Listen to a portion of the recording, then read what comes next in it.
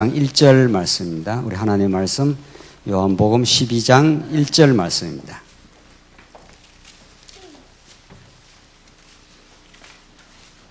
네, 차이신 줄 알고 봉독 드리겠습니다. 요한복음 12장 1절 말씀입니다. 6월절 6일 전에 예수께서 베다니에 오시니 그곳은 예수께서 죽은 자 가운데서 살리신 나사로가 사는 곳이었다. 거기서 예수님을 위하여 잔치를 베풀었는데 마르다는 시중을 들고 있었고 나사로는 예수님과 함께 식탁에 앉은 자들 가운데 있었다. 그런데 마리아가 매우 값진 순전한 나드 향유 한 리트라를 가져다가 예수님의 발에 붓고 자기 머리털로 그분의 발을 닦았으니 그 집에 향유 냄새가 가득하였다. 제자들 가운데 하나가 그분을 넘겨줄 가롯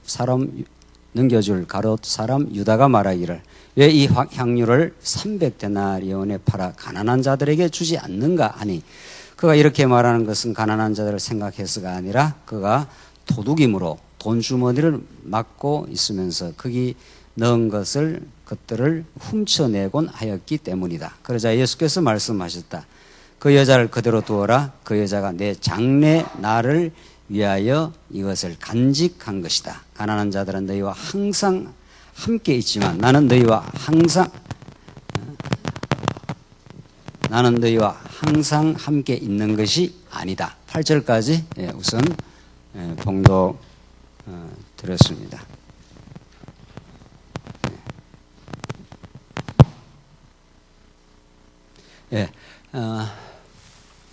뭐 설교도 마음대로 하는 게 아니구만은요. 그러면 갑자기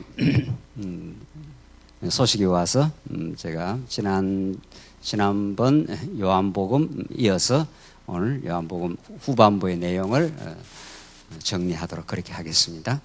우리 지금 요한복음 통해서 요한복음의 그 본질적인 메시지가 진리가 무엇인지를 우리가 지금 깨달아가고 있는데 오늘 우리가 확인할 내용은 요한복음 후반부입니다. 귀천의 성신에 의한 성취 12장으로부터 사도행전 1장 11절까지 우리가 지금 앞부분은 천례의 신성을 했고 귀천 이제 좀 개념어라서 조금 어려운 말이죠. 그냥 뭐 이해를 하시면 되겠죠. 하늘로부터 천례 하늘로부터 오신 아버지께로부터 오심 이거 귀천 돌아갈 귀자니까 하늘로 다시 돌아간다. 귀천 아버지께로 오셨다가 아버지께로 가심.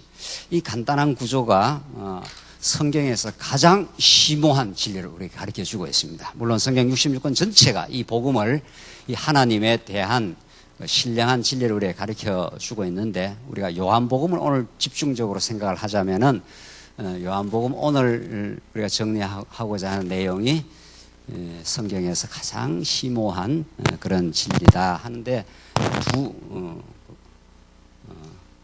그 재론의 여지가 없습니다. 왜냐하면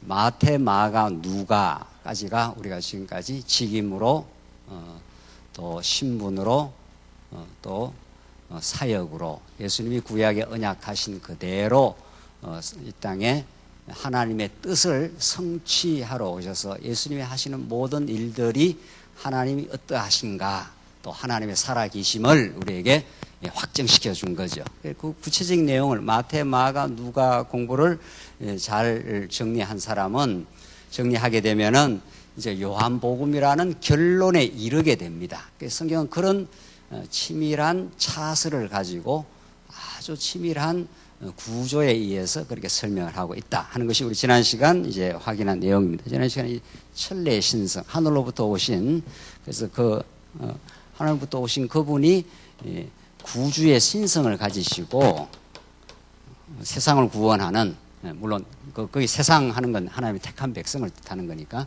세상을 구원하시는 신성을 가지신 분이 참 생명과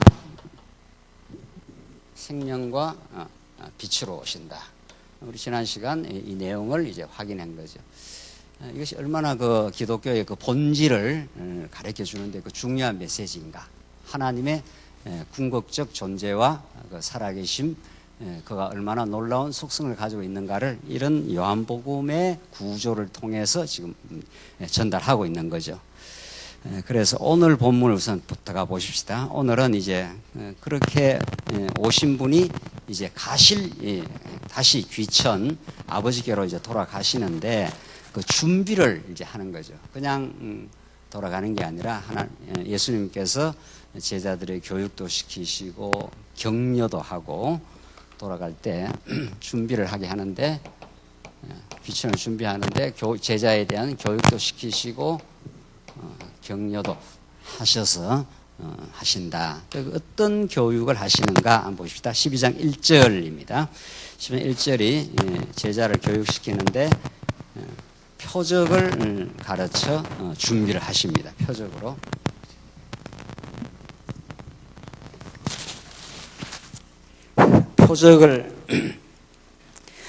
표적으로 가르쳐서 준비하는 내용이 나오는데 지금 방금 우리가 읽은 대로 마리아가 아주 값진 순전한 나드 향유를 예수님 발에 이제 붓고 자기 머리털로 그 분의 발을 닦으니까 그 집에 온 향유가 이제 가득합니다. 이게 이런 그 사건이 요한복음 오늘 요 본문에 정확하게 위치하고 있는 거죠. 정확하게.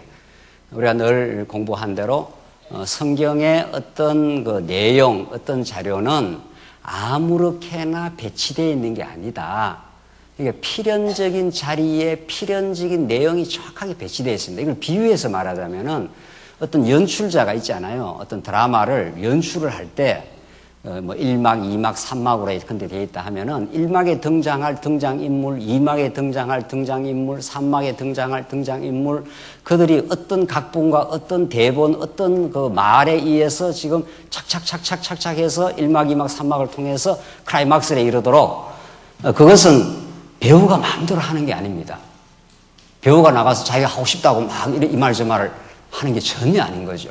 완전히 디렉터인 그 감독 혹은 연출자가 총체적인 그림을 그리고 있고 이 드라마를 통해서 하나의 그 메시지, 하나의 주제를 전달하기 위해서 정확하게 그 배우를, 캐릭터들을 선별을 해서 불러가지고 그 각본을 줘가지고 그걸 연습을 시켜서 그걸 정확하게 그렇게 하는 거죠. 그래서 만약 시켰다가 조금 뉘앙스가 안 맞거나 감정 표현이 안 맞으면 다시 NG 해서 다시 시키는 거 아니겠어요? 그 드라마가 이루어지는데도 그렇게 치밀한 각본과 준비와 그 배열과 순서에 따라서 착착착착 진행 안 되면 딱 감독이 다시 새로 시작 이렇게 되는 거죠.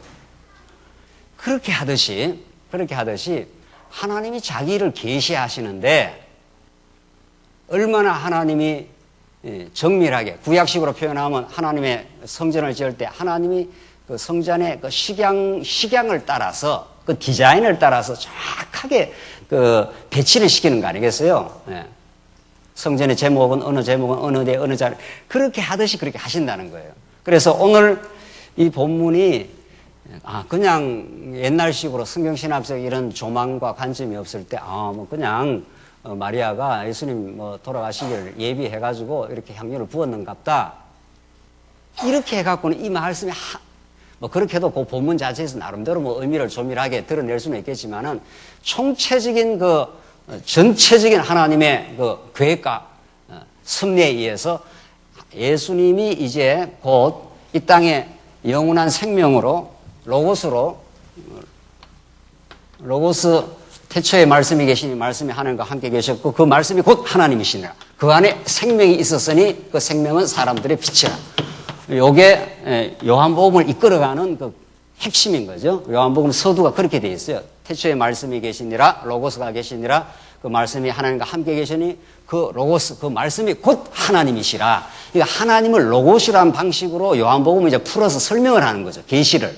그 당시에 로고스가 가장 중요한 그 개념이었으니까 원리, 이성, 언어, 어떤 법칙 이런 말들이 그 당시 헬라어의 그 언어를 가장 헬라 철학에서 중요한 언어를 그냥 차용을 해온 거예요. 빌려온 거죠. 인간의 언어를 사용을 해야 되니까. 그래서 그러나 의미는 완전히 달라요. 의미는 어떻게 다른가? 헬라어의 로고스라는 것은 그냥 이성, 법칙 이 정도지만은 우리 성경이 말하는 로고스는 그런 게 아니고 영원한 생명이요. 영원한 빛이 하나님을 그렇게 생명으로 표현하는 거죠. 이게 무슨 관념도 아니고 무슨 단순한 이론도 아니라 영원한 그 생명을 로고스의 방식으로 표현한다. 그래서 그걸 갖다가 이제 차차차차 설명을 지금 해들어가잖아요. 그래서 우리 지난 시간에 구주의 신성에 대해서 생명, 하늘의 생명의 떡으로 오시고 지난 시간에 우리 다 확인은 안 했지만 나사로가 죽음에서 부활하는 그 사건을 통해서 예수가 생명의 주인이라는 것을 나는 부활이고 생명이니 하면서 그 생명을 지금 설명에 들어갔지 않았어요.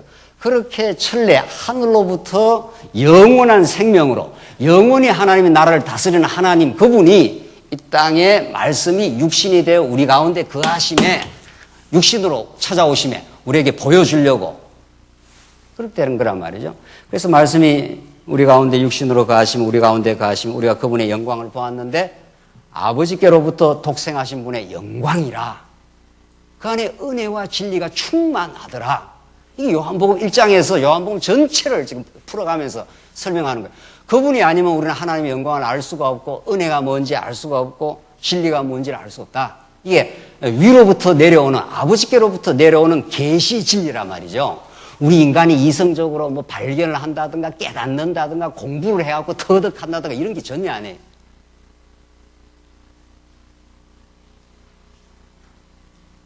그래서 중국말로 공부하는 게 쿵푸예요. 쿵푸 중국말로.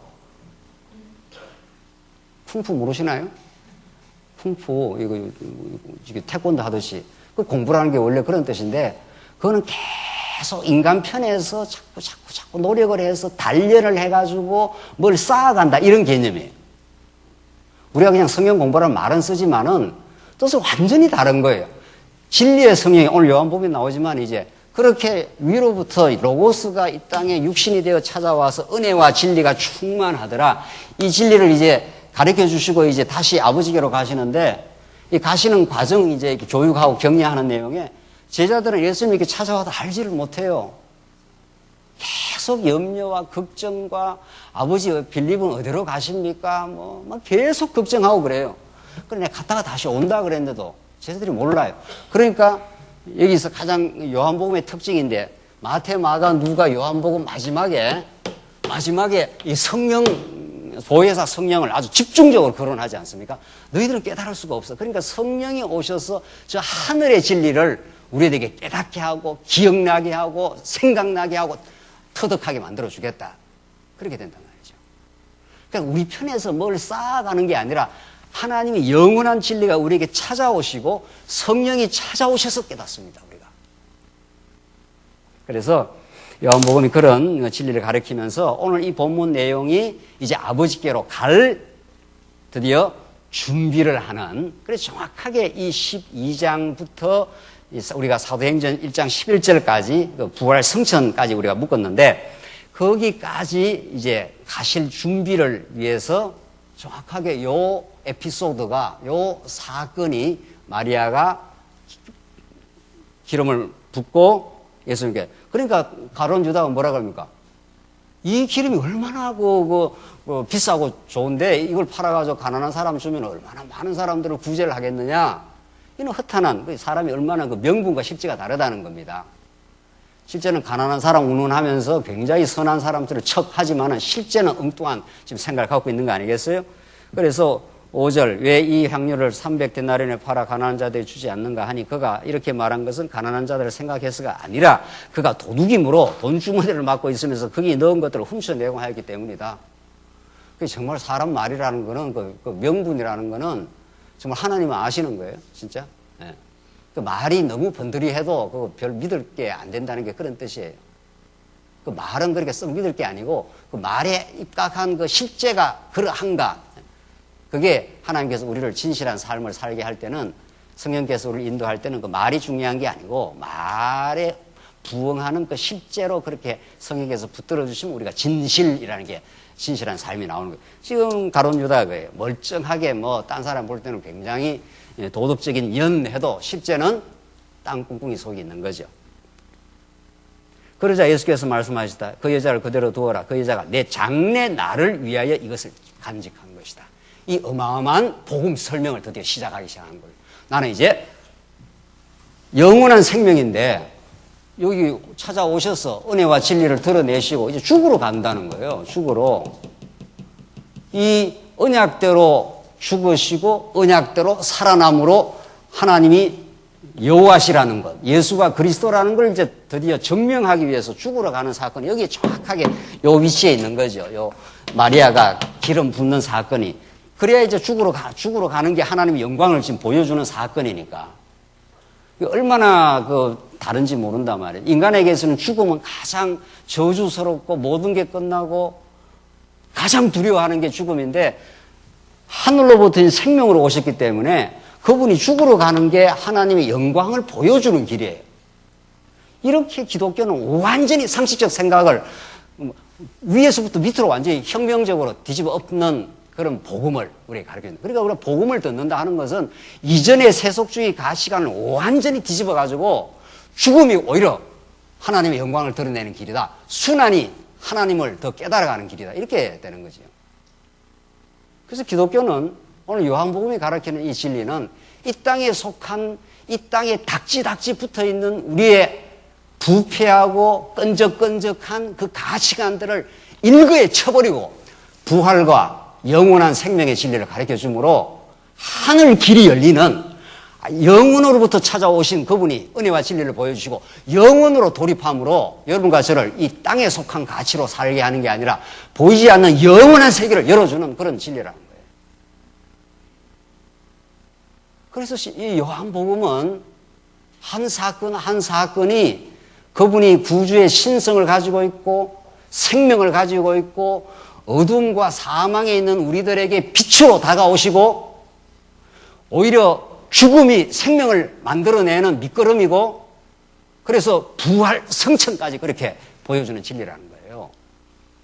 이 예수님이 가신 길이 우리들에게는 은혜로 그대로 우리는 그 길을 따라가는 거죠. 선물로 우리는 주어지는 거죠. 예수와 함께 죽고 함께 우리 살고 함께 우리 하늘 보좌에 아버지 보좌에 우리가 이미 앉았다. 에베소서에 그런 진리가 지금 요한복음에 개진이 돼요. 그래서 오늘 요 본문이 준비를 하는 그러니까 예수님이 결국 이 땅에 오신 건 가르쳐 주려고 오신 거 아니겠어요? 당신이 어떤 분이라는 것을 그래서 차근차근 이렇게 가르쳐 줘요. 야, 관둬라, 놔둬라. 그 자는 내 장래를 지금 준비하고 있어. 나는 지금 죽고 부활하여 아버지께로 지금 돌아가는 길이야. 이렇게 그 에피소드가 이 자리에 정확하게 들어있는 거죠. 그래서 우리가 오늘은 계략적으로 공부를 하지만 여러분들 집에서든 이렇게 모여서 공부하시든 요한복음이 정말 이렇게 돼 있구나. 이렇게 돌아가는 그 길에 귀천 아버지께로 가는 그 길에 정확하게 죽음을 예고하고 이제 죽으시고 부활하시고 성천하는 이런 그 길로 정확하게 놓여져 있는 거죠. 그래서 요한복음 그렇게 읽어가는 거죠. 맞아.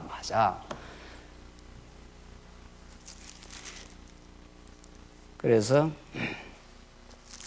조금 이제 지나갑시다. 계략적으로 우리가 14장으로 한가 봅시다. 14장으로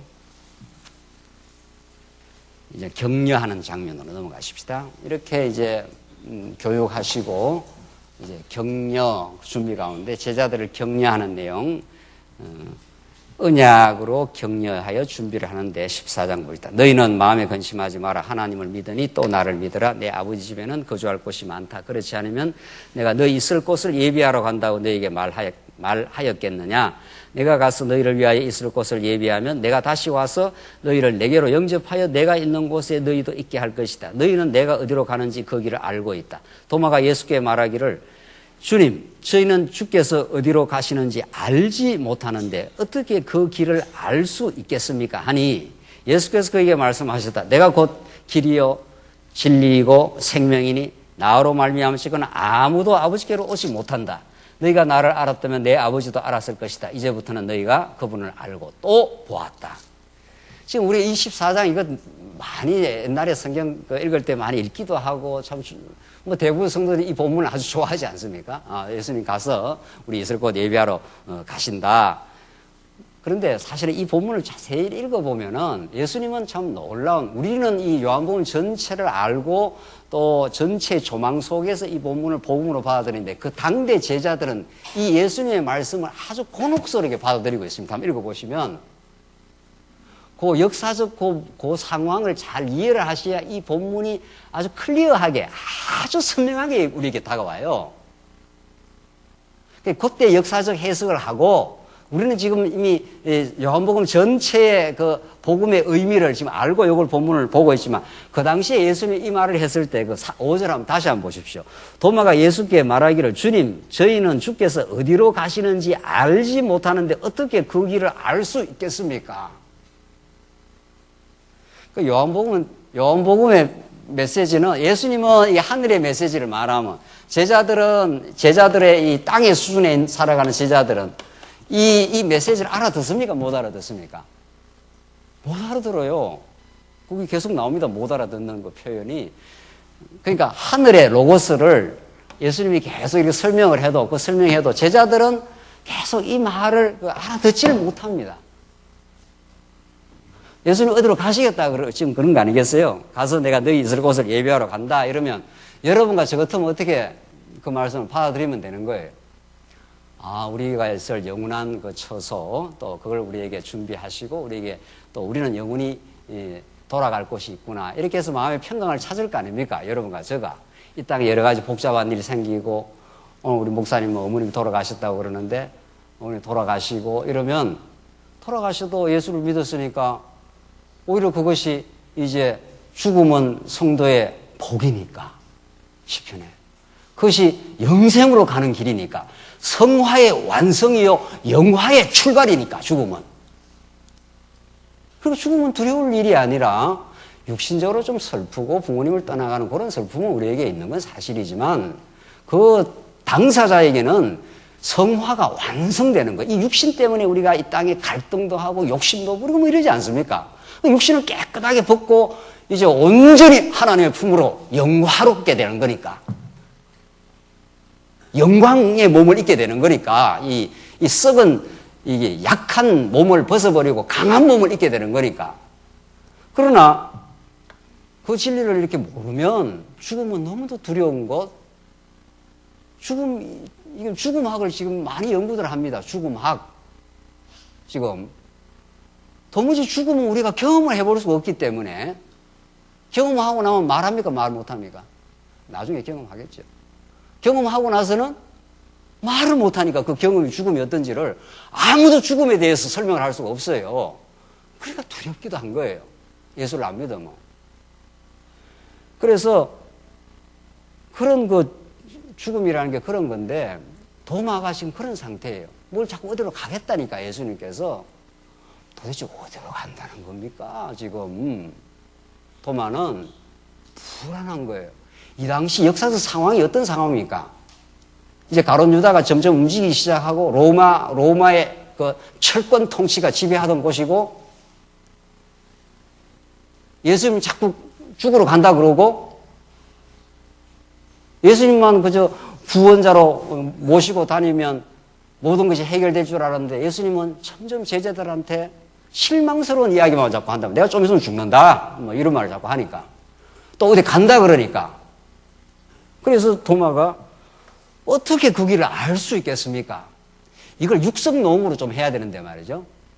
이 당시 상황을 좀 재해를 해가지고 도마는 예수님한테 엄청 볼멘 소리를 하는 겁니다. 뭐 자꾸 간다 그러니까 뭐 도대체 어디로 가겠다는 겁니까 지금? 뭐 이런 이야기. 그러니까 예수께서 그에게 말씀하시다. 내가 곧 길이고 진리이고 생명이네. 나로 말미암은 자는 아무도 아버지께로 오지 못한다. 우리는 이 말씀이 너무도 중요한 말씀을 알아들어요. 진짜 예수님이 하늘 길을 여는 이 영원한 데로부터 이렇게 오셔서 영원한 길을 여셨기 때문에 우리도 이 타락하고 부패한 죄 가운데 살다가 하늘 길이 열려서 우리도 다시 아버지께로 가지 않나요? 우리도 영원전에 아버지의 선택을 받아서 그러나 우리가 타락하여 이 죄악 가운데 살고 있는 우리들을 다시 눈을 띄우고 영원한 천국으로 데려가요. 예수님이 가신 고기를 그대로 우리는 갑니다. 우리가 지체이기 때문에. 그래서 우리도 영광스럽게 될 거예요. 그래서 성도의 죽음은 영화롭게 된다 이 말 아닙니까? 그런데 지금 도마는 너무 답답해요. 보십시다. 그래서 7절 너희가 나를 알았다면 내 아버지도 알았을 것이다. 이제부터는 너희가 그분을 알고 또 보았다. 염려하지 마. 내가 길이요 진리요 생명이야. 그런데 8절을 보십시오. 빌립이 예수께 말하기를 주님 저희에게 아버지를 보여주소서 그러면 저희가 만족하겠습니다 하니 이 말 할 때 예수님 심정이 어떻겠습니까? 예? 야 내가 지금 아버지께로부터 와서 아버지와 함께 있던 로고스인데 생명을 내가 모든 생명을 가지고 만물이 다 그로부터 창조되었고 그 안에 생명이 있었나니 곧 그 생명이 빛이라. 그분이 오셔가지고 그렇게 많은 가나 혼인잔치 표적도 보여주고 나사로를 직접 살리기도 하고 나는 부활이요 생명이니 하늘의 만나 같은 그런 오병이어 기적을 통해서 다 먹여주고 내가 생명의 떡이니 다 가르쳐줘도 안 믿어져요. 이 신령한 진리가 안 믿어져요. 그래서 아버지를 좀 보여주면 내가 만족하겠습니다. 지금 그러고 있는 거예요.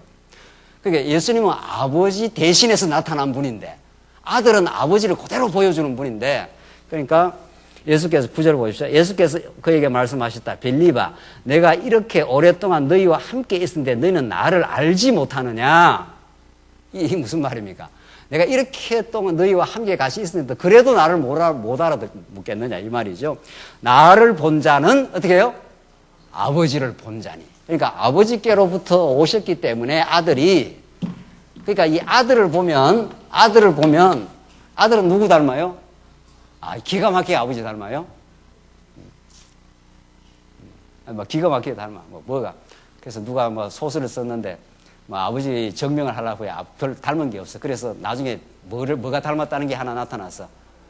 발가락이 닮았다고 그거 나오지 않아요. 뭔들 하나 닮았어. 꼭 좀 닮지 말아야 될 것도 어떨 때는 닮아. 그래서 아버지로부터 오신 그 아들이기 때문에 아들을 보면 아버지를 알 수 있도록 그렇게 하나님께서 만들어 놨습니다. 정말.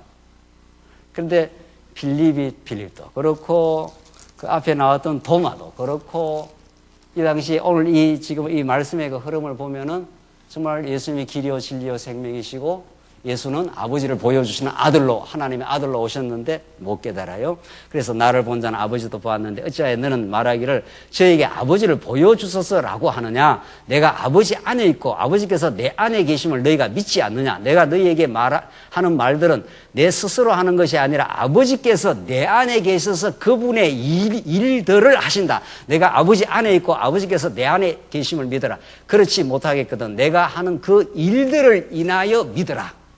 예수님이 답답해서 막 지금 표현을 하는 거예요. 내가 하는 일들, 내가 나라 사역도 하고 대속 사역도 앞으로 이제 할 거다. 그걸 통해서 내가 아버지께로 오신 영원한 생명이라는 걸 너희들 믿어라. 이렇게 해놓고 진짜 믿게 해주십니다.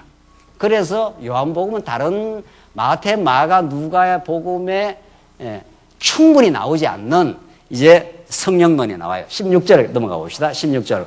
내가 아버지께 간구하면 아버지께서 다른 보혜사를 너희에게 주셔서 영원히 너희와 함께 계시게 하실 것이다.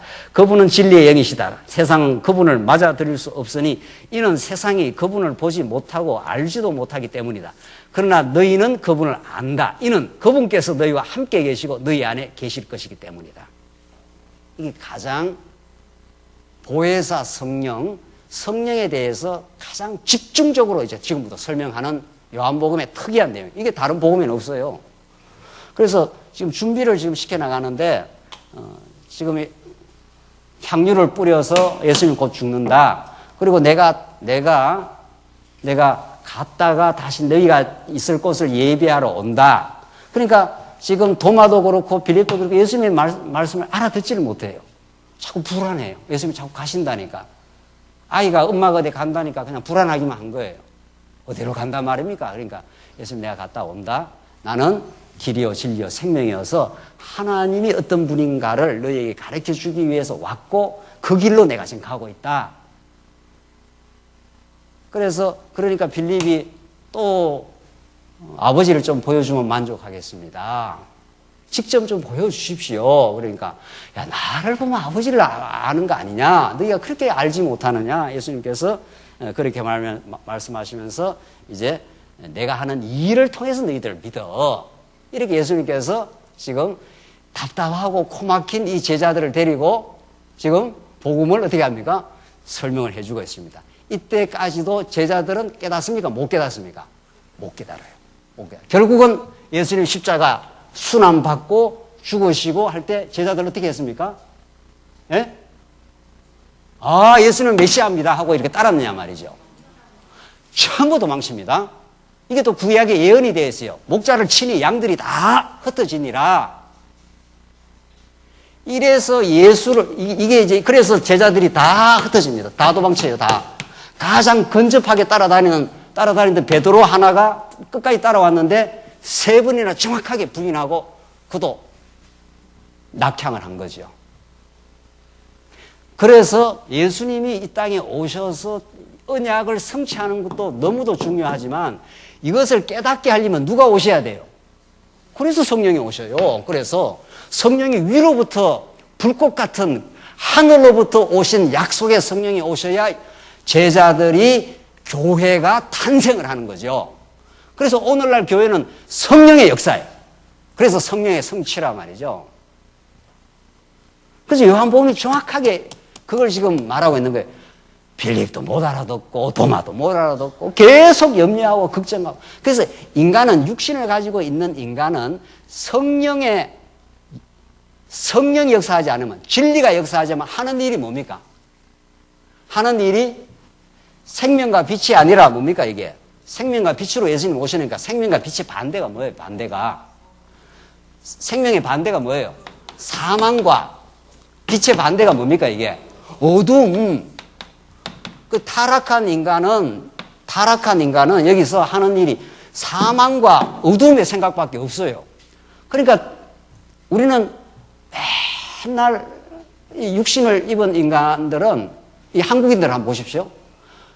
50년, 60년보다 막 몇백 배로 지금 잘 산단 말이죠. 그런데 잘 산다 이야기 합니까? 안 합니까? 만나는 사람마다 아이고 죽는 소리만 해, 죽는 소리만.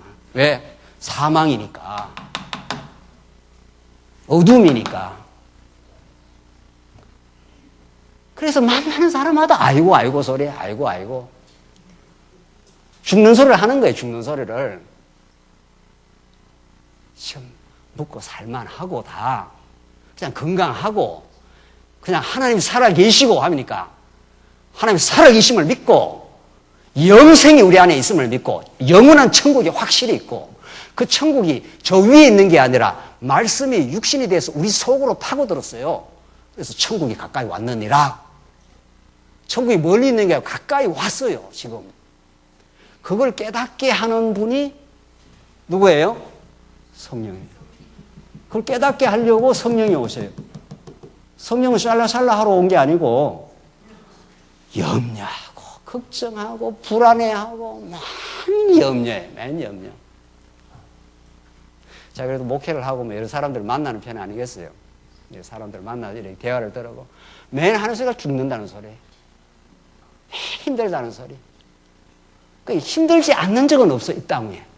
이 땅 위에 아담 타락 이후 힘들지 않는 적이 없다고요. 그래서 그걸 환난이라 그래요, 세상은.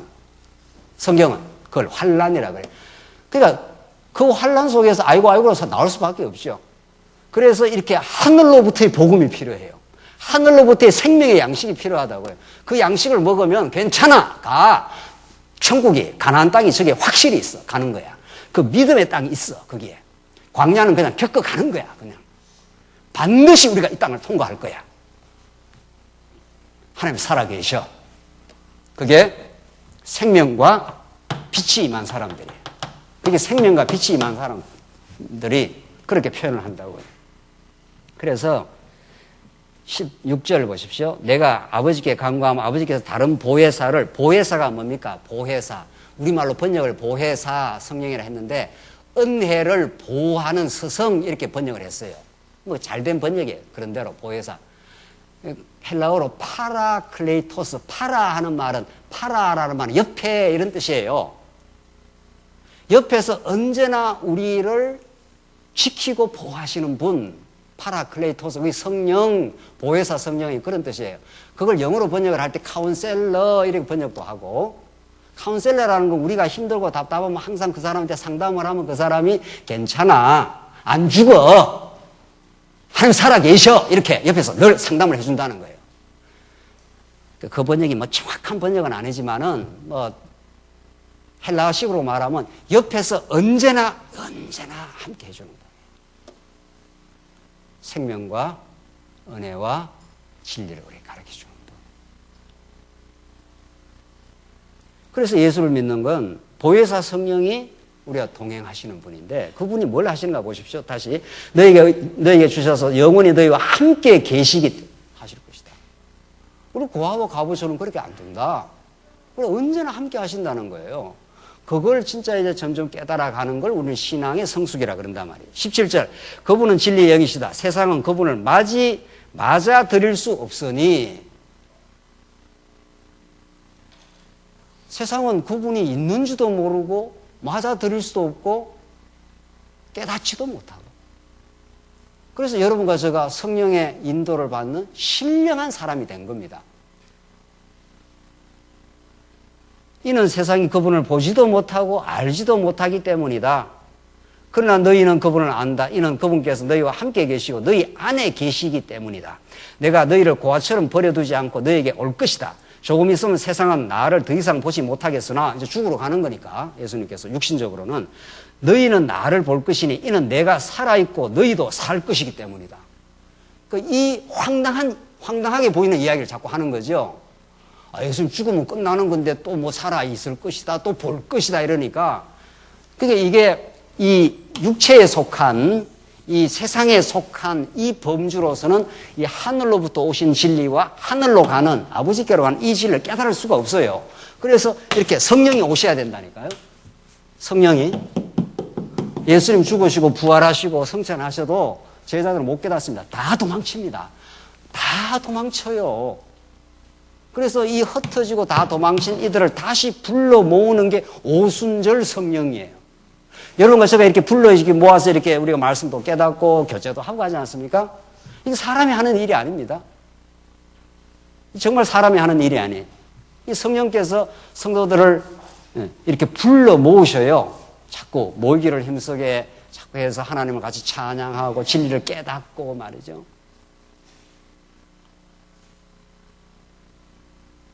그래서 20절 보시면은 그날에는 내가 내 아버지 안에 있고 너희가 내 안에, 또 내가 너희 안에 있음을 너희가 알 것이다. 그날에는 알 것이라는 거예요. 지금은 몰라요. 제자들은 지금 몰라요. 그러니까 계속 조금 더 한번 보십시오. 계속 걱정하고 염려하고 하는 거지 뭐. 그러니까 인간은 걱정도 뭐라 그래요? 팔자라 그러잖아요. 그 세상은 태어나서 살 걱정하다가 조금 나이 들면 죽을 걱정하다가 그래 죽어요. 맨 젊은 날에는 살 걱정하잖아. 어떻게 해야 먹고 사나, 어떻게 해야 직장에서 안 쫓기나고, 또 사업하는 사람은 안 망하고, 맨 살 걱정하다가 이제 나이 좀 들어보지, 이제 한 60이나 넘고 하면 이제는 이거 꽃 좀 있으면 죽는 거 아닌가 해서, 그래서 살 걱정하고 죽을 걱정하다가 죽는다니까요. 저 하늘의 진리를 모르면은. 그래서 요한복음은 이 땅에 속한 우리들에게 하늘을 열어주는 이 신천신지가 열리는 복음이에요. 이 복음을 듣지 않고는 우리는 이 땅에 사는 의미를 발견할 수가 없어요. 그런데 이 중요한 거는 그날에는 내가 내 아버지 안에 있고 너희가 내 안에 있고 또 내가 너희 안에 있음을 알겠다. 이거 한번 그림을 그려봅시다. 자, 이게 요한복음이 얼마나 이게 제자들로서는 알아들을 수 없는, 그러나 성령이 역사하시면 이제 알아듣게 되는, 내가 아버지 안에 있고, 아버지가 있는데 내가 아버지 안에 있고 내가 내 안에 또 너희가 있고 이렇게 돼 있어요. 그러니까 아버지와 예수님과 이 제자들은 실제로는 그림은 그리다 이렇지만 이게 다 하나예요. 이게 뭔 말이에요 도대체. 이게 육신이 다 다른데, 다 사람이 떨어져 있는데, 우리 아버지하고 우리 육신의 아버지하고 육신의 아들은 다 떨어졌으니까 이게 하나가 될 수 없잖아요. 그러나 생물학적으로는 그 이해는 돼요. 아버지의 DNA가 아들에게 옮겨진 거란 말이죠. 사실은 그 아버지 DNA 속에 아들이 들어있는 거죠. 그건 이제 일반 계시로 보여준 거죠. 그래서 여러분과 저는 지금 육신적으로 이렇게 따로 떨어져 있어도 영적으로, 복음적으로 보면은 우리는 이미 아버지 안에, 예수님 안에 완전히 하나가 되어 있어요. 그래서 요한복음에서 중요한 메시지는 말씀이 하늘에 있는 말씀이 육신이 되어, 사르커스가 되어, 육신하는 건 잿덩어리 이런 뜻이에요. 잿덩어리인 우리들에게 하늘길을 열어주시려고 말씀이 육신이 되어 우리 가운데 찾아오셔요. 그래서 그걸 은혜와 진리라 그래요. 그렇게 해서 이렇게 한 덩어리로 만들어버렸어요. 이걸 우리가 이제 신학적으로는 일원론 그래요. 일원론. 모든 게 하나로부터 왔다. 아버지께로부터 다 와서 아버지의 생명을 누리도록 한다. 이게 요한복음의 진리예요. 그런데 요한복음이 아닌 모든 인본주의자들은 모든 게 이원론이에요. 모든 게. 한번 보실까요? 간단하게. 이거는 플라톤이라는 사람이 있었는데 이게 현실이에요. 이게 현실이 너무도 잠정적이란 말이죠. 우리가 살다가 오래 영원히 못 살잖아요. 살다가 나이 들면 쭈글쭈글해지고 나이가 70대고 80대면 인간이 살다가 육신의 흙이 되어 사라진단 말이에요. 그래서 조금이라도 철학적인, 조금이라도 인간을 생각하는 사람 같으면 도대체 육신의 생명이 뭔가 이렇게 질문을 하게 되어 있습니다. 그러니까 우리가 질문을 좀 이해할 필요가 있어요. 그렇잖아요. 조금이라도 생각하는 사람이라면은 이 산다는 게 뭐야 이거 현실에서 조금 이렇게 만날 걱정이나 하다가 나이 들면 이제 죽을 걱정하다가 좀 있으면 죽으면 흙으로 사라진단 말이야. 그래 이 현실 속에 있는 나라는 도대체 뭐야 이거. 그래서 이걸로는 설명이 안 되니까 하나를 이렇게 상정을 했어요. 이걸 이데아라 그래요. 이데아. 이게 진짜고 이거는 그 현실이라는 이데아를 카피한 것이다. 이 정도로 설명을 했어요. 그래서 진짜 좋은 건 여기에 있다. 이걸 깨닫는 것이다. 이걸 깨달으려면 학문을 해가지고 이 이데아 세계를 자꾸 연구를 해야 된다. 이렇게 했습니다. 플라톤이. 이거하고 또 비슷한 건 불교예요. 그러니까 불교든 서양 철학은 똑같아요. 우리 기독교는 여기고 불교는 이 땅을 뭐로 봤는가 하면 고통으로 봤어요. 그리고 고해로 봤어요. 그래서 이 생, 노, 뭐가 있습니까? 병, 보면 그 다음에 뭐예요? 사가 있잖아요. 생, 노, 병, 사가 다 고통이에요. 애가 날 때부터 앙하고 막 울면서 나오잖아요. 내가 이 고통의 세상에 던져졌다 이 말이에요. 이제 드디어.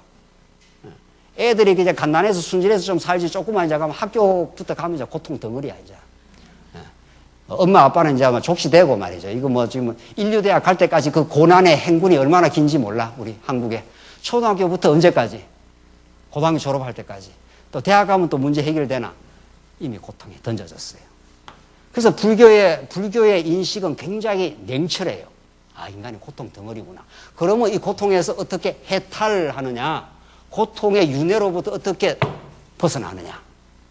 이게 해탈이에요. 그러니까 불교든 플라톤 철학이든 모든 일체의 인본주의는 이 세상을 어떻게 해서 벗어나느냐 이런 뜻이에요. 기독교는 오늘 요한복음에 따르면 이 죄와 사망 속에 살아가는 우리들에게 우리가 어떻게 해서 벗어날 것이냐 그걸 질문하는 게 아니고 기독교는 하나님께서 만세전에 계획이 있어서 우리를 불순종 가운데 죄와 사망 가운데 가두어 두셨으니 누가 여기서 벗어나겠어요? 그렇잖아요? 못 벗어나게 했다니까요. 죄 가운데 가두어 둬가지고. 그래서 기독교는 내가 벗어나려고 막 이렇게 발버둥을 치는 게 아니고 어떻게 하는 거예요? 여기 가두어 두어서 아버지를 떠나는 것이 정말 얼마나 고난스럽고 갈증나는 일이고 이 아버지를 떠나서는 어떤 것도 참 행복이 없다는 걸 여러분과 저로 하여금 택한 백성에게는 절절하게 깨닫게 하는 시간이에요. 이 시간이 꼭 필요한 거예요. 그러니까 이 고난의 행군이 꼭 필요한 거예요. 우리한테는. 그래서 이 시간까지도 우리가 나중에 아버지께로 가서 하나님을 깨닫는데 다 필요한 거예요. 우리는 이것을 막 벗어나고 싶어갖고 우리가 막 발부둥 치는 게 아니고 하나님이 여기에 가두어 놔서 우리가 범죄도 하고 갈등도 하고 몸부림도 치고 잘 살아보려고 애도 쓰고 안 되기도 하고 뭐 그러지 않습니까? 그 모든 것들을 통해서 로고스 되신 그분이, 말씀이신 그분이 육신이 되어서 우리 가운데 어떻게 해요? 찾아오셔요. 그래서 우리에게 그 하늘의 진리를 가르쳐 주시고 우리에게 진짜 돌아갈 곳이 있다는 걸 깨닫게 해요. 그래서 기독교는 여기서 자꾸 이렇게 고통을 벗어나려고 하는 게 아니고 하나님이 이걸 따로 그럽시다. 하나님 영원한 하나님 살아계심이 있어요. 그 영원한 나라가 있어요. 하나님 영원히 영원한 나라를 경륜하셔요. 영원히 있습니다. 이미 완성되어서 있어요. 뭐 완성이라는 말도 쓸 수도 없는 거예요. 어떻게 보면 영원한 나라가 있지 않겠어요. 하나님 영원히 계시니. 그래서 우리에게 그 하나님의 은혜와 능력을, 그 5대 속성을, 그 살아계심을 가르쳐 주려고 우리에게 잠시 이 계시세계가 필요해요.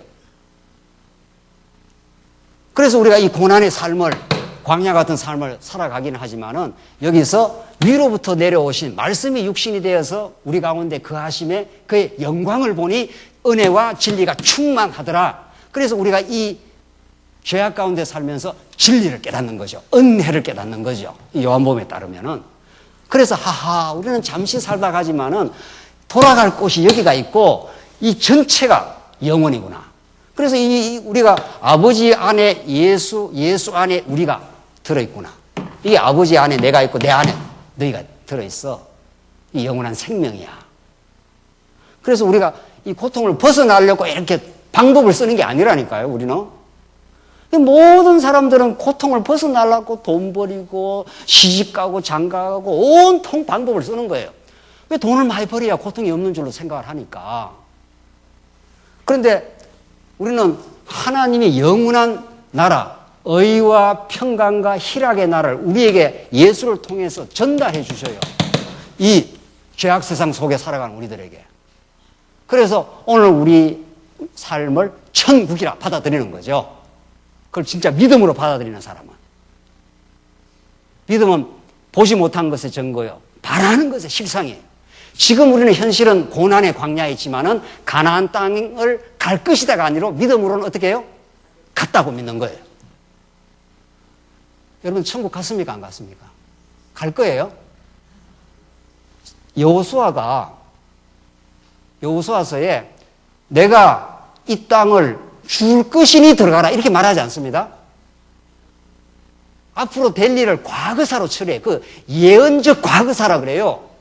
내가 그 땅을 주었노니 들어가. 여호수아 1장에 말이죠. 지금 여호수아가 요단강에 있는데 여기서 하나님이 여호수아에게 나타났어요. 그 여호수아는 조금 좀 두렵지 않아요? 진짜 이 강팍한 이 땅을 정복할 수 있을까? 그러니까 예수님께 여호수아에 나타났어요. 내가 모세와 함께 있던가 너희와 함께 한다. 들어가. 두려워하지 마. 들어가면 정복해. 그때 어떤 문법을 씁니까? 하나님이. 내가 너에게 줄 것이니 염려하지 말고 들어가. 이렇게 표현을 쓰는 게 아니고, 여호수아 다 공부를 하셨죠? 내가 이 땅을 주었노니 들어가. 이렇게 말하. 여기서 하나님은 앞으로 될 일을 하나님 편에서는 그게 완성된 거예요, 이미. 과거사로 처리가 돼버려요.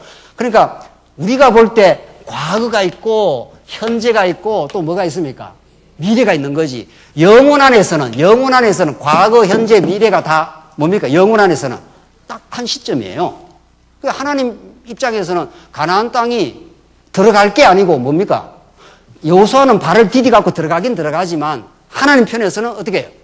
주었노니 들어가.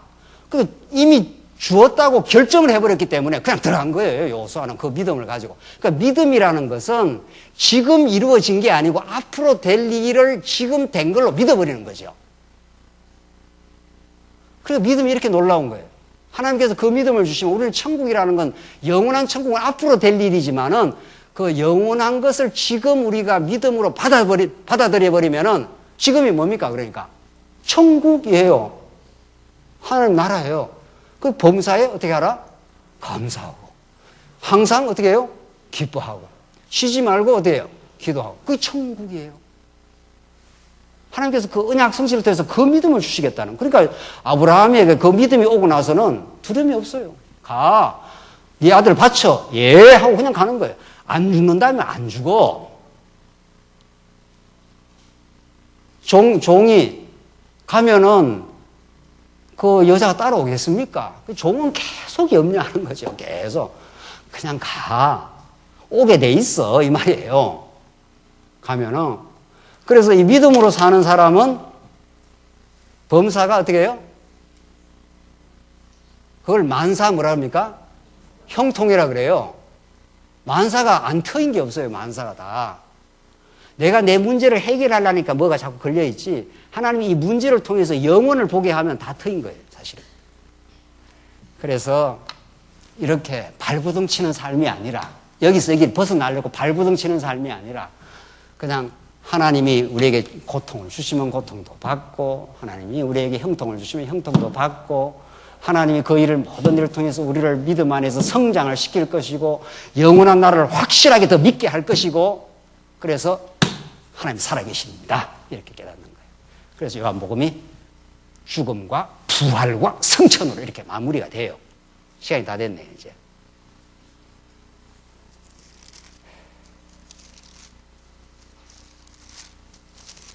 (20장) 마지막 읽고 끝내지. 20장 24절입니다. 요한복음 20장 24절. 자세한 건 여러분들 다시 또 요한복음 공부하시니까 하시고. 요한복음 20장 24절 12제자 중 하나인 디두모라는 도마는 예수께 오셨을 때에 그들과 함께 있지 않았다. 그러므로 다른 제자들이 그에게 우리가 주님을 보았다라고 말하니 그가 그들에게 말하기를 내가 주님의 손에 있는 못자국을 보고 내 손가락을 못자국에 넣어주며 내 손을 주님의 옆구리에 넣어보지 않고서는 믿지 않겠다고 하였다. 이 도마가 이 실정주의자예요. 도마는 내 눈으로 직접 봐야 믿겠다는 거예요. 믿음이 없는 거예요. 믿음이. 지금 제자들은 전부 성령이 오시기 전이기 때문에 진짜 믿음이 지금 없는 거죠. 그러니까 직접 만져야 되겠다는 거예요. 26절. 그러니까 예수님께서 도마한테 그 눈높이를 맞춰줍니다. 보십시오. 8일 후에 제자들이 다시 집 안에 있었고 도마도 함께 있었으며 문들이 닫혔는데 예수께서 오셔서 가운데 서시며 말씀하시기를 너희에게 평강이 있을지어다라고 하였다. 그때 예수께서 도마에게 말씀하시기를 내 손가락을 이리 내밀어 내 손을 보아라. 내가 내 손을 내밀어 내 옆구리에 넣어 보아라. 그리고 믿음 없는 자가 되지 말고 믿는 자가 되어라. 하시니 도마가 예수께 대답하기를 나의 주님 나의 하나님 하고 말하였다. 그때 이제 도마는 이제 믿긴 믿었습니다. 이때 예수께서 그에게 말씀하시기를 너는 나를 보았으므로 믿느냐 보지 않고 믿는 자들이 복되도다 라고 하셨다. 너는 하도 믿음이 없으니까 내가 직접 보여주마. 옆구리 손 넣어봐. 이렇게 깨닫게 하시지만 이제 오고 오는 하나님의 백성들에게는 예수님이 죽고 부활하시고 이 신령한 진리 영혼으로부터 오시고 영혼으로 돌아가시는 그 영원한 신령한 진리는 봐서 믿는 거 아니야. 성령이 오셔서 진리를 깨닫게 하시면은 보지 못하는 것을 보는 것처럼 그래서 보지 않는 것이 영원한 것이라. 보이는 것은 잠깐이에요. 오히려 보이지 않는 것이 영원한 것이라고.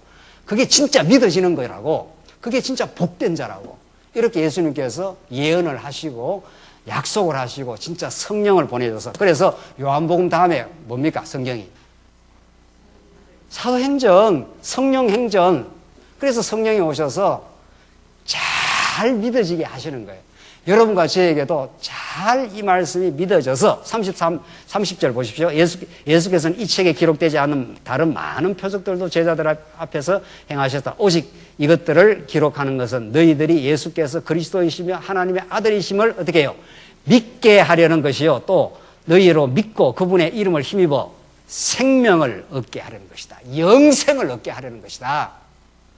그래서 이 영생, 이 로고스가 영생으로 오신 이분이 이 땅에 찾아오셔서 우리에게 영생이 되어주심으로 우리에게는 영원한 하나님 나라가 있음을 믿고 이 고난의 삶을 우리는 받아들이는 겁니다. 내가 발부둥 쳐서 자꾸 벗어나려고 아무리 해도 하나님께서 주시는 환난을 어떻게 피해요? 그래서 환난은 어떻게 해요? 인내는 어떻게 해요? 연단을. 그러니까 환난이 오면 자꾸 하나님의 나를 인내케 하는 거구나. 인내라는 건 내가 부덕부덕 억지로 참는 게 아니라고 그랬지 않았어요?